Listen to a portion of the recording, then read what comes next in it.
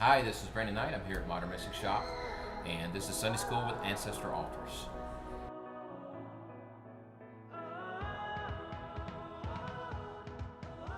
So the first thing that I would like to cover is what is an altar? Why is it important? What's going on with altars? It really jettisons and helps the spiritual practice. And the reason for that is because the whole point of a spiritual practice, at least in my estimation and for the years that I've been teaching these kind of things, is to pull something out of the ether or out of what we'd like to consider a God realm or whatever you'd like to call a higher spiritual understanding of things and make it into physical form. That's where real magic can happen. That's where we experience life differently.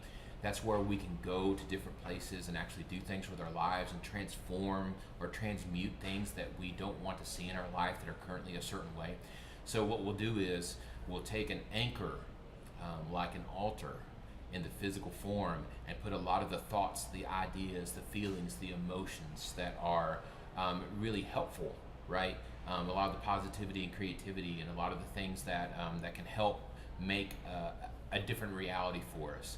We can place it on an altar and allow it to gather energy, allow it to gather force in our lives, allow it to start to make something different, right, around us. So it's a physical representation of the greatness or the goodness or the amazingness of what it is to be a human being, of what it is to have this experience and this journey in this lifetime and to experience life a certain way.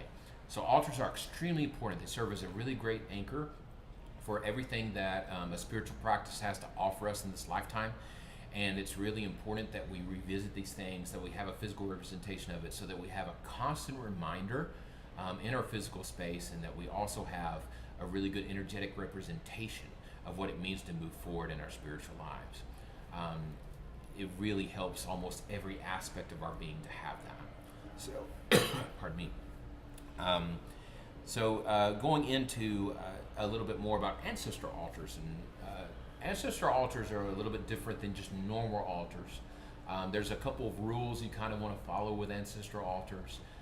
Ancestral altars are just dedicated ancestral altars. That's all they are. They don't represent any other thing from our spiritual life or spiritual walk or anything like that. Traditionally, you just make them for your ancestors only.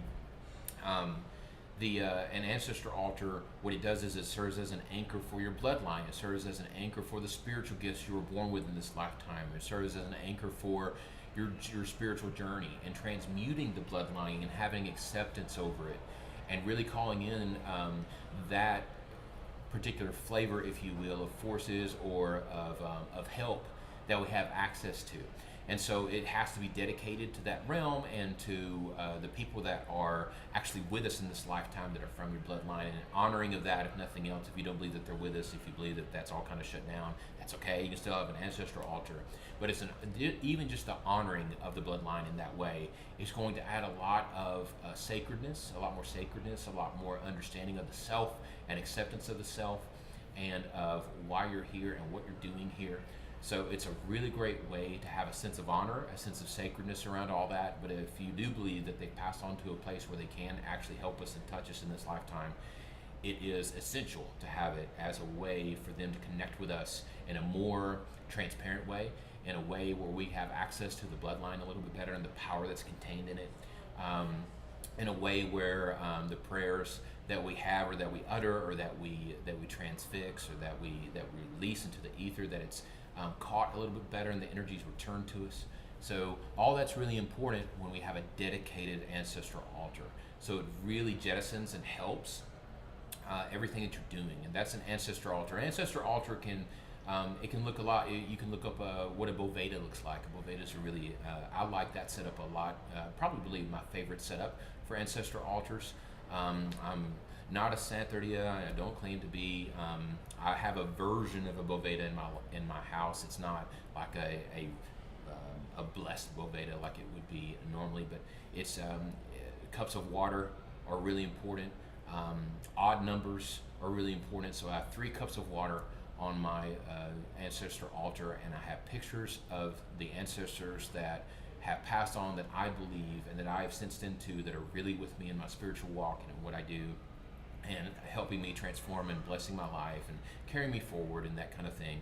So what you'll want to do is sense into your life, sense into who you think and who you believe, and who you can intuit is really with you and really helping you, that has passed on. And even if you don't have a deep connection with your family or with your past ties, if you really start to search that out and enter it with an open mind, with acceptance, usually you'll find someone, if you start to look through pictures, that you can feel is transformed a little bit since they passed on, is on the other side, and is here actually helping you out a lot, right? And serving as one of your guides, serving as someone who can help you along a lot. And if you can sense into that, just put their picture on the ancestral altar and have the glasses of water, the odd numbers of glasses of water on there. Also, I keep a candle burning on my altar most days, most times, almost all the time. I have it in a nice little candle cage where it can't flip over and it can't go anywhere. So I'm not not afraid of burning down the house or anything like that. But it really helps as a way of honoring it. It also is good that if you could put fresh flowers on there every once in a while, it's great. You don't have to keep them on there all the time, but it really helps with the honoring, with the sacredness of it, and it gives it more meaning and value as an anchor for the energy here in this life. Also, keeping incense burning on a consistent basis is really cool. You don't have to, but once again, the more you honor it, the more that you go forward with it, the more it's going to act as an energetic anchor for what you're doing in this lifetime. So that's just the very beginning of what I'll be covering in the full 60-minute class.